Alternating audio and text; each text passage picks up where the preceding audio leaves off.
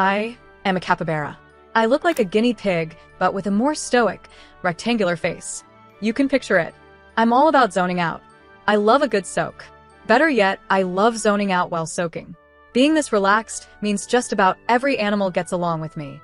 A duck wants to perch on my head? Sure, I'll zone out. A pelican nipping at my face? No problem, zone out. A crocodile offering me a ride? Yep, still zoning out. There's an aesthetic to it, a kind of existing without caring vibe, balanced somewhere between life and death. Until the day I woke up in the body of a C-list actress in America. Breaking my contract would cost a fortune, so for now, I'm trapped in showbiz. It's not forever. I've already found a way to make some cash. Playing dead. $150 a day, with craft services included. At this pace, I'll own out my contract in roughly a century. I'm perfectly okay with this plan. My agency, on the other hand, is not. Today's shoot did not go as planned. I was playing a corpse in a patch of bushes, maybe blending a little too well because the male lead stepped right on me. It was a war scene. He had over 20 pounds of prop armor on. I nearly expelled a lung. He froze for a beat, then carried on with his lines. The pain was so sharp I passed out. When I woke, an extra was wandering around with my phone, looking for me. The shoot had wrapped hours ago. I'd slept so long no one noticed I'd gone missing.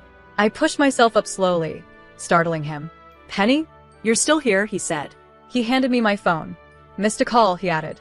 It had long gone to voicemail. I glanced at the screen, my agent. Seeing me blankly stare, he asked, "Aren't you going to call back?" "They'll call again," I said. He gave me a look that was equal parts tired and exasperated. "You can't stay this calm all the time, Penny. You fell asleep on set again. They already paid the extras. You worked for free. Come on, let me buy you dinner." I yawned. "I'll just come back tomorrow." He sighed, clearly defeated. "Yeah, you should probably get some rest." "Bye," I said, rubbing my eyes. For a moment, his expression softened as he looked at my drowsy face. As I left, I noticed the male lead pacing, frowning deeply. Someone mentioned he was searching for someone to apologize to. I wiped off my corpse makeup and walked right past him. Then my phone rang. My agent, Brenda. Video call. The second I answered, her exasperated face filled the screen. "I've had it, Penny. Even if you're nobody, you're my nobody. And now the network is shoving you onto that reality show to be Sienna Croft's foil." I blinked slowly. A foil? Brenda looked like she might explode. "It's the oldest, cheapest trick in marketing. You don't know? They want you to be a hopeless, train wreck disaster, so Sienna looks amazing by comparison." I nodded. "Ah, so that's me. Hopeless. Totally incompetent." "Fine. "Just go," she muttered, all fight gone. "And for heaven's sake, brush your hair. It looks like a furry bomb went off. You're an adult. How do you still have that cowlick?" She muttered more before hanging up. I went back to zoning out. I kind of wished Brenda were here. She hates my bedhead. She would have fixed it for me. Our group arrived on location for the shoot, one of those brutal, back-to-nature survival reality shows. The live stream started the instant we stepped out of the van. Sienna and I were this week's guest stars. The regular cast had 5 members, 4 men and 1 woman. The guys included an A-list actor, a boy band idol, a rock singer, and a professional athlete. The woman was a well-known actress famous for her sharp tongue. Sienna had worked with most of them before. She fit right in immediately, laughing, hugging, calling everyone by name. I, being a complete nobody, lingered awkwardly off to the side. The live chat was flooded with comments about how good-looking everyone was. The few mentions of me were filled with confusion. Who was that? Never seen her before. Probably some random add-on the producer shoved in. Ugh. So naturally, I zoned out, until Sienna called across the set, bright and loud. "Oh, I almost forgot. Penny, what are you doing way over there? Come say hi." I had no choice but to walk down the line, shaking hands. "Hi, I'm Penny," I said 4 times, until I met the A-list actor's eyes. I frowned. "You." It was the guy who'd stepped on me. He blinked in confusion, then gave a polite, professional smile. "I'm Ethan Cole." The tone implied he had no idea who I was. Which made sense. I'd been covered in fake blood at the time. No one remembers a corpse. But the live stream chat went wild. Is she trying to pick a fight with Ethan Cole? Girl, no. Ethan looks so done right now. She's seriously playing the villain on her first day? He looked mildly irritated, and I figured he'd misunderstood. Still, I didn't bother clarifying. I just zoned out again. That night, we had to compete in games to earn dinner. I had tuned out through most of the explanation, so when it was my turn, the only challenge left was archery. Sienna gave me a wide-eyed look. "Oh, Penny, do you even know how to use a bow?" I nodded. When you play a corpse, sometimes you get a mini fight scene before dying. The stunt coordinator once told me I had decent aim, so I was often the one firing prop arrows that bounced harmlessly off the hero's armor. Of course, the hero always lived. Only I died. Sienna's smile froze. "Are you sure?" she asked again. I suddenly remembered my mission from the agency, to look like a total disaster. So I shook my head. The chat immediately turned hostile. "Fake much?" Said yes, then chickened out. Dead weight. The rest of the cast is gold, and they brought her. Can't act, can't shoot. Nepo baby energy. Sienna put a hand to her chest. "How about I take her turn? I actually learned archery for a role once." She smiled sweetly for the camera. Awkwardly, I'd been in that same movie. I played the assassin who was supposed to die after missing her shot. Sienna had insisted on doing the archery scenes herself. It took 8 takes before they switched to CGI. Meanwhile, I had to get killed by her 8 times before the director was satisfied. Still, I just said, "Okay." But a producer quickly interrupted. "Sienna, you already played in the Pictionary round. If you take her spot again, you'll have to accept a penalty." Without hesitation, Sienna agreed, face full of brave determination. The original task was simple: shoot an orange off a post. The penalty? The orange would be balanced on my head. Chat went into chaos. LMAO. Karma's real. Wait, isn't that kinda dangerous? Relax, Sienna said she knows what she's doing. Penny will probably refuse anyway. I sighed and quietly placed the orange on my head. Sienna looked confident as ever, ready to prove herself. But 10 arrows later, 9 missed completely, and the last one grazed my cheek, drawing a thin cut of blood. Instantly, her eyes filled with tears. "Oh my God, Penny, I'm so sorry. I was terrified of hitting you. That's why I missed. I was trying to be so careful." The other cast members rushed to comfort her. The live stream chat turned into a river of sympathy for her. Somehow, I was the villain again. A few comments asked if I was okay, but they were quickly buried under the flood of pity for Sienna. I touched my cheek. My fingers came away bloody. The movement made the orange fall to the ground, rolling into the dirt. I crouched, picked it up, and handed it to a nearby crew member. "Sorry, I got it dirty. Do you still want it?" He looked at me like I was from another planet. "You don't need to apologize for that." I barely heard the rest, but since no one wanted it, I quietly peeled the orange and ate it. It was surprisingly sweet. These things go for $8 a pound at the store. Total win. Chat comments started shifting tone. "Her face is bleeding, but she's just eating the orange." Honestly, I thought she'd cry or throw a fit. I don't even like her, but her chill level is next level. When I finished eating, I brushed off my hands. "I'll do it," I said. I wasn't sure if the agency would dock my pay for breaking character, but if this dragged on any longer, I'd probably fall asleep standing up. I set the orange peel down on the dirt and picked up the bow that Sienna had abandoned. I drew back the string, notched an arrow, and closed my eyes for a beat. Thwip. The arrow pinned the peel to the ground. Live chat erupted. "OMG, she's littering. How could she?" I glanced around for a trash can. None in sight. As a rodent, I take environmental responsibility very seriously. I would never be uncivilized. Maybe I should just eat the peel? I lifted it toward my mouth, then froze when our eyes met. Sienna was glaring, furious that I had utterly failed at being the failure my role required. Perfect. She'd probably report me to the network, and my pay was definitely in jeopardy. Being yelled at doesn't usually bother me. It goes in one ear, out the other. But still, the tear streaks on her cheeks made me hesitate. I stepped closer and gently wiped a tear from her face. "I'm sorry. That was my fault." A little trick I'd picked up from the extra the other day. When in doubt, apologize. With that done, I turned and collected the team's reward, a basket of ingredients. Live chat. "Wait, was that kind of sweet?" Sienna squealed. "Ah. Penny, did you just put a dirty orange peel in my pocket?" Live chat. "Yep. I was crazy." I snuck a bite of lettuce from the basket and closed my eyes, savoring the moment. 2 problems solved at once. Perfect. Sienna seemed calmer now. The next day, lunch was on our own. I was paired with Wyatt, the pro athlete, and our task was to catch fish.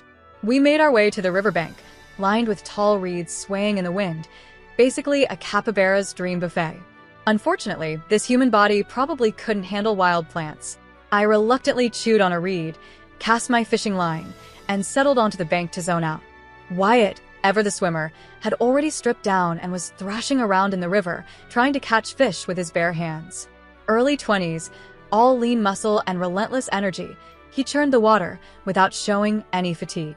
He scared away the fish nibbling my bait, then flashed a perfect grin. "Penny, come on in. The water's amazing." Live chat went nuts. "Those abs." I am looking respectfully, but he's scaring the fish. Overexcited golden retriever vibes. Abs. Drool. But maybe focus on the task. Someone wipe their chin, please. You're drooling on me. I set down my rod and slowly got up. The chat buzzed with anticipation, clearly expecting me to scold him. "Okay," I said. "I love a good soak." And since he invited me, the agency couldn't accuse me of slacking off. Right? I settled into the shallow water and zoned out. "Hey Penny, let's race." Wyatt called. "Your goal is that rock. I'll swim to that tree over there. First one there wins. On 3, go." He shot off like a torpedo. I had been nearly asleep, so his sudden shout startled me. I blinked, confused. Huh? Where did he go? Back to sleep. Live chat. El Miolo, someone clip that. Wyatt didn't see her move. He's lost on the other side. Penny just looked up, saw he was gone, and went back to sleep. She looks exhausted all the time. By the time the crew tracked down Wyatt and dragged him back, the morning was nearly over. He looked distraught. "We didn't catch a single fish. What are we going to tell Ethan and the others?" As he spoke, his gaze fell on me, still sitting in the shallow water, and he went silent. Live chat exploded. "Wait, I was just in Wyatt's dream. Can someone explain why there's a duck on Penny's head?" "I think that's the duck Wyatt scared onto the bank earlier." If you're new here, hang tight. It gets weirder. I had been zoning out again, and Wyatt's voice yanked me back to reality. He was staring, completely stunned, pointing at my head with a trembling finger. There's a duck on your head." "Oh," I said casually. Back when I was a capybara, I often had 3 or 4 ducks hanging out at once. My human head is smaller, so only one fits at a time. I glanced at the sun, realizing my soak was over, and began to stand. The duck squawked and flew off, but something else tumbled out of my chaotic bedhead. Instinctively, I caught it. It was an egg. Live chat went wild. I thought it couldn't get weirder. It got weirder. Weird. I paused for a moment, then, under Wyatt's stunned gaze, handed him the egg. "For lunch." His eyes watered. "Oh my God, Penny, you're amazing." I blinked. "I eat grass." Giving him an egg felt normal. What was so special about that? I gathered a bundle of reeds to take back with me. I told everyone they were purely decorative, but secretly, I planned to snack on them later. The rest of the cast swarmed Wyatt, asking how he'd gotten the egg. Sienna, however, turned to me with a frown. "It's fine you didn't catch any fish, but this was a team effort. You can't just play in the water all morning and come back with a bunch of weeds, can you?" "I'm sorry," I said. Then, with a wry smile, I added, "You can have some." Sienna. The internet. "Sorry, Sienna, but I can't stop laughing." "Go ahead and laugh. I'll take the karma hit." Borrowing the karma from above. LMAO. Over by the fire, Ethan and the others finally got the story from Wyatt. Clearing his throat, Ethan said, "It's okay, Sienna. Penny got the egg, and He trailed off, clearly at a loss to explain the egg's origin, then looked at me gravely. "You worked hard." I yawned and drifted off, slipping once more into a blissful daze. On the 3rd day, the show once again decided that food was optional. This time, we were sent into a small-town market with no money and told to figure something out. My team included Finn, the pretty boy idol, and Zane, a brooding rock singer. Their names were similar, their jobs overlapped, and honestly, I couldn't tell them apart. Brenda had mentioned they were bitter rivals, oil and water. She's usually right about this kind of thing. Both spoke up at once. "I'll busk for money." Finn snorted. "You? This is a farmer's market, not a concert hall. Your screaming will send the grandmas running for cover." Zane rolled his eyes. "And what are you going to do? Serenade them with your dance moves? Have some dignity." I grabbed both of their hands. No fighting. In my capybara family, nobody argued. We just drifted apart and stared into space when things got tense. This was my first attempt at peacekeeping. I'm a very sensual person, I said earnestly. Conflict upsets me. Finn. Zane. Do you mean sentimental? Live chat. Ha ha ha ha ha ha. I was about to be mad that Penny's holding my boy's hand, but now I'm just confused. She's so sensual, I can't even be jealous. I sighed. Fine. I'll sing. Both of them exchanged a look, the kind that said this will be a disaster, but nodded anyway. I'd learned to speak human a while ago. Singing couldn't be that different, right? I took a deep breath and began, oh, the brother on the boat and the sister on the shore. The sound that came out was flat, completely flat. Finn frowned. Penny, is this rap? Zane winced. And those lyrics are backwards. I tried again. Oh, the sister on the shore and the brother on the boat. Both groaned in unison. We'll handle this, Penny. I hesitated. You'll fight. They shook their heads like terrified bobbleheads. Nope. Promise. No fighting. Live chat. Wait, they're actually performing together? What alternate universe is this? Thank you, Penny. My gossip heart is fed. Zane took the lead, his rough voice softening into a surprisingly gentle ballad. Finn danced beside him, every move polished and graceful. My task was simple. Collect the money. I placed a bowl on the ground and sat cross-legged beside it, zoning out while coins clinked in. At one point, a $10 bill fluttered in. I looked up, into the face of a dog. I blinked. The owner, a cheerful young woman, smiled.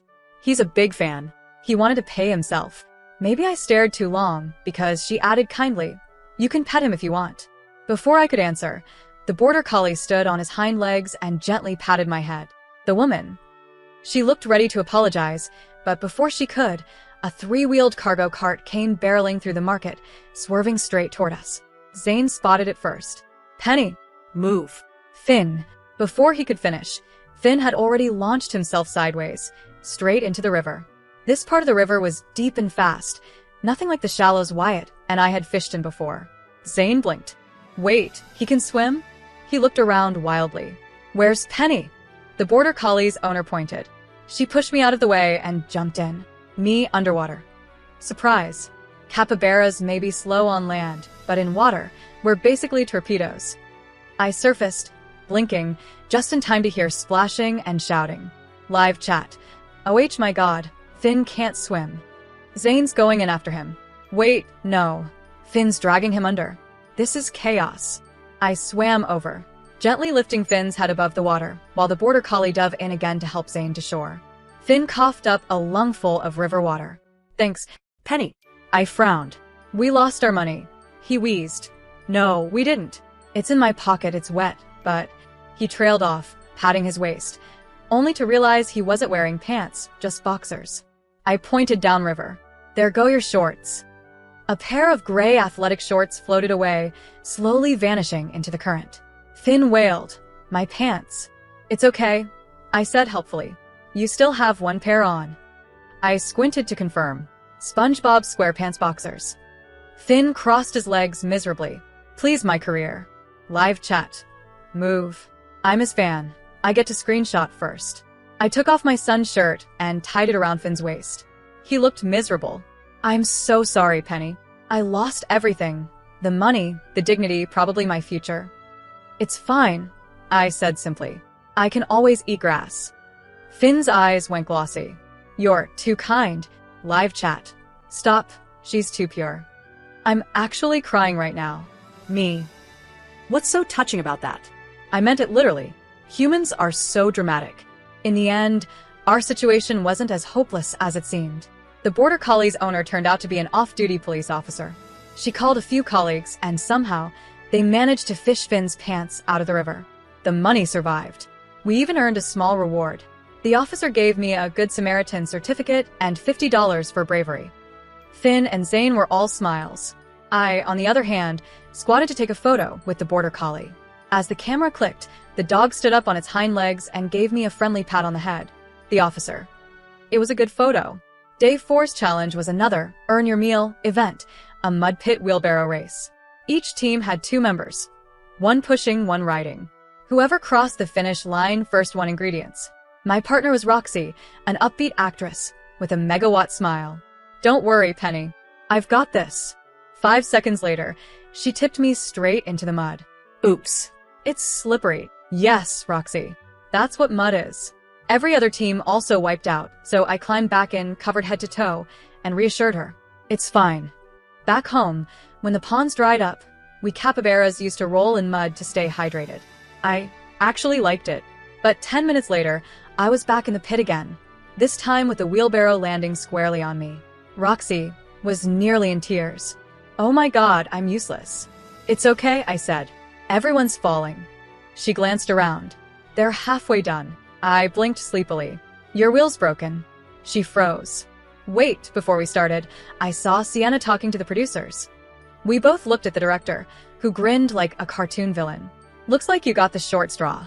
You can swap it out, but you might be a little late. Roxy's face fell. It's too late. They're almost done. I stood up, dripping in mud. Sienna broke our wheelbarrow. So I can interfere, right? The director smirked. As long as one teammate and their wheelbarrow cross the finish line, it's fair game. Got it. I wiped a bit of mud off Roxy's cheek with a tissue. We can still win. Because mud was my natural habitat. I slid into the pit and swam through the muck like it was water, heading straight for Sienna's lane. With one smooth push, I toppled her wheelbarrow. She let out a furious scream, glaring at me in disbelief. I'm sorry, I said sincerely, and then pulled her partner Wyatt into the mud too. Wyatt just laughed. You're a genius. Let's take them all down. And we did. Within 10 minutes, every team was stuck floundering in the pit, except Roxy, who was quietly wheeling her way to the finish line. I lost focus for a second, and that's when Ethan slipped and accidentally stomped right on my chest. Cough you again, I wheezed. He blinked. Wait, that day on set, that was you? I didn't answer, just swam toward the finish line. The director's voice blared through the speakers. And the winners are Roxy and Penny. What a shocking upset. Roxy was ecstatic. She helped me sit up, wiped my face clean, and offered me water. Penny, can I call you Mom? Me. Live chat. This is weirdly wholesome. I heard Roxy had a tough childhood. Low-key, same. I want a mom like Penny. And Mom, I'm your son. Notice me. Hold on. Did Ethan just imply he knew Penny from before? That was you. Classic setup for a messy romantic backstory. Don't give them ideas. They'll actually make it canon. Ethan left the show the next morning, some urgent filming conflict. His replacement arrived by helicopter, the son of a tech billionaire. Our task for the day: follow a series of clues around town to find the rich kid. The first team to locate him would unlock our daily budget. I was back with Finn and Zane again. The first clue was hidden with the owner of a local donut shop. Finn went first, flashing his most charming grin as he started to dance, only to slip on the greasy floor. His momentum carried him right into a perfect kneel at the owner's feet. The man, a burly middle-aged baker, didn't even blink. Kid, get lost. I already have a son. Zane tried to recover the situation. Sir, perhaps you'd like to hear a song. The owner cut him off. Can you sing Baby Shark? Zane's face froze. Perhaps we can help make donuts instead. No way was a rock star doing do. The man looked at his ripped jeans and manicured hands, unimpressed. I thought for a moment, then wandered off down the street. When I came back, I handed Zane a pair of fuzzy cat ear headbands. He blinked. What is this? They said you're a perfectionist performer. I explained. You need proper equipment. I waited. Now can you sing? He sighed. Who told you that? Your fans.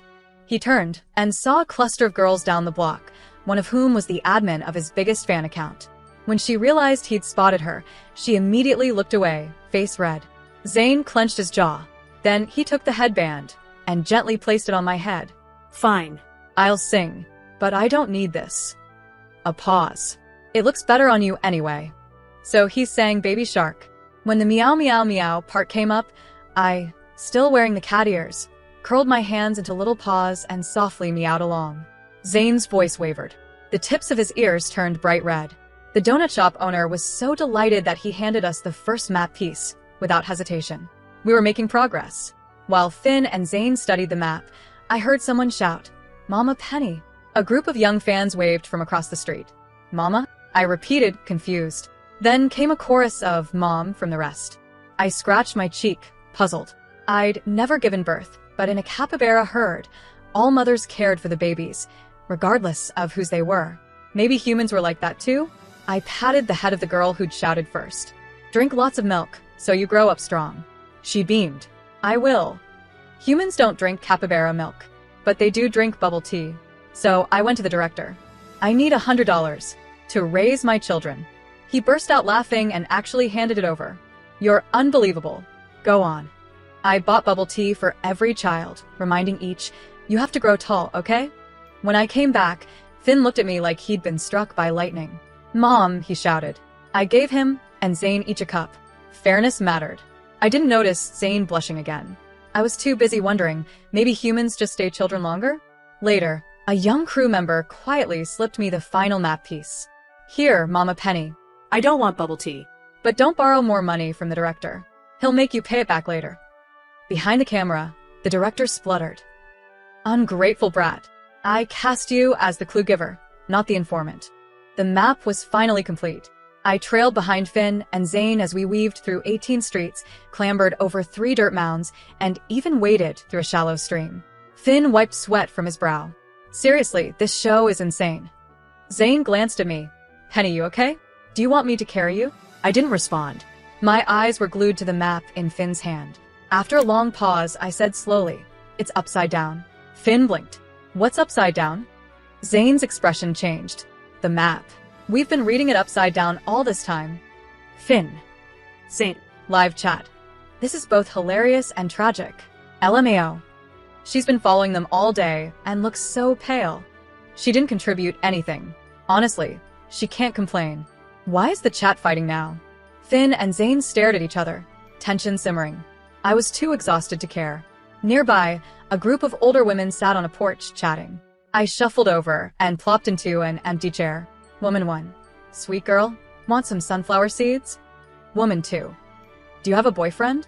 "My sister-in-law has a very handsome son." Woman 3. "Are you with the cameras?" "Influencer, perhaps?" I nodded occasionally, half asleep, and by the time Finn and Zane had finished their argument, they found me in the back of an old man's pickup truck, zoning out with a handful of sunflower seeds. The man started the engine and noticed them staring. "Need a ride? I'm taking this young lady to the South Market. Hop in, boys." Live chat. Finn and Zane are surprisingly useless, aren't they? Cough. "I want to call Penny, Mom." Everyone move. I'm calling her MOM first. Meanwhile, at the South Market, the billionaire's son checked his watch. "Director, didn't you say they'd be here in an hour?" "They're on their way," the director coughed. The young man gave a dead-eyed smile. "That's the 5th time you've said that. The rich kid wasn't really rich. It was Noah, the extra from the war movie, who found me after I passed out. He tried to make it on his own, but ended up landing only corpse rolls. Now he was back, playing this show the backdoor way. Tonight, we were tasked with buying groceries together. Noah proved to be a master of daily life, a natural negotiator. While he haggled at the farmer's market, I squatted in front of a fish tank, staring at a carp. He returned with a small stool from a vegetable vendor and slid it under me. Properly seated, I resumed my staring contest with the fish, almost dozing off. Finally, he returned with bags in hand and gently scooped me up. During dinner, I drifted as usual until I noticed something. "The carp," I murmured. Noah placed a piece of fish on my plate. "You watched it a long time at the market. Thought you'd like it. Don't worry, I used my own money." I held my chopsticks in my mouth for a long moment. "Thank you, Noah." On the 6th day, the challenge was to recreate a career highlight to impress a local farmer. Everyone prepared confidently. Wyatt with his Olympic swim, Roxy and Sienna with acclaimed acting scenes, and so on. Then the director announced, lots would decide whose highlight each person would perform. Zane drew Finn and attempted K-pop dancing, resulting in a bizarre, stiff-hip ritual. Finn drew Sienna and performed a dramatic miscarriage scene, convulsing oddly. Sienna drew Wyatt but couldn't swim, so I ended up towing her to shore. Roxy drew Zane and performed music so off-key it physically hurt. Finally, it was Noah and me. Both our highlights? Playing corpses. The cast. I laid in the sun, drifting off, when Noah leaned over. Director. "Hey, corpse. Who told you you could come back to life?" Noah ignored him, carefully applying sunscreen to my face. The consequence? He didn't get dinner. Later, I knocked on his door and shared half of my sweet potato. He beamed, clearly starving. Director. The cameras see you. Put that back. Noah ate it in 3 bites, patted my head, and promised, I'll take you out for a proper dinner later. The final day was relaxed. With a generous budget, the cast explored the town, ending with a bonfire party. Sienna suggested truth or dare. The bottle landed on Sienna. Is there anyone you dislike? She shot me a glance, but answered honestly. No. It landed on Roxy. Kiss the person to your right. Roxy kissed me multiple times, leaving me dizzy. Later, Noah drew the same dare to kiss the person on his left. His face turned scarlet. Live chat. Okay, I kinda ship this. Are people weird for thinking Penny is blushing? Stop. Fire spark. Someone help her. Noah panicked as my hair smoldered slightly. I tugged his sleeve and calmly kissed his cheek. Is this the penalty? He quickly poured water over my head, extinguishing the tiny flame. I'll get you a towel. I said my goodbyes to the group and wandered to the small river to zone out. Finn and Zane soon found me. We wrote a song for you, Finn said. Hope you like it. I nodded. Zane strummed the guitar, and the two of them sang together. I didn't fully understand the lyrics, but the emotions, vast, gentle, weightless things, floated through the air. What does that English line mean? I asked. Zane replied softly. It means, you came like the wind, crossing the ocean to find me. I was quiet for a moment. My life is very boring. No one would describe us as the wind, Zane murmured. Finn jumped in. That was my idea. His original lyric was like gentle water, but I thought you were more like the wind. For once, Zane didn't argue.